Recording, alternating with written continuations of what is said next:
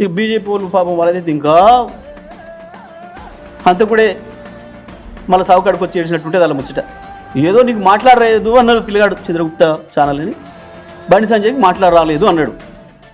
నిజమే, నీ మాట అర్థం కాక తత్తరపిత్తర నుండి వాడు అన్నాడేమో. దాడి చేసి దాన్ని క్లోజ్ చేయించింది ఈ శాంతి బహుమతులు పొందిన వాళ్ళు మునగాన్ వీళ్ళంతా నోబెల్ శాంతి బహుమతులు పొందిన మునగాన్ వీళ్ళు మాట్లాడతారు మీడియాల గురించి ఒక్కడొక్కడు. యాడికి పోయి మీ భాగవతాలు అన్నీ అట్టే ఉంటాయి, రికార్డ్ అయి ఉంటాయి ప్రతిదీ కూడా. ఏ ఒక్కటి పోదు.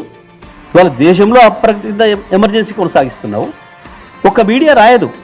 ఏది కొట్టుకుపోయిన బ్రిడ్జ్ల గురించి, ద గ్రేట్ మోడీ గారు ప్రారంభించిన తెల్లవారే కూలిన బ్రిడ్జ్ల గురించి, వారు ప్రారంభించిన ఎయిర్పోర్టులు తెల్లాడరికే కొట్టుకపోతుంటే గాల్లే, వారు ప్రారంభించిన ఎయిర్పోర్ట్లలో విమానాలు వేస్తే ఏమనుకుంటే టాప్లే కొట్టుకుపోతున్నాయి.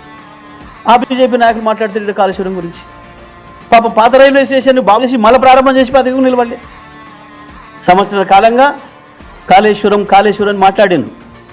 ఏముందిరా కాళేశ్వరంలో?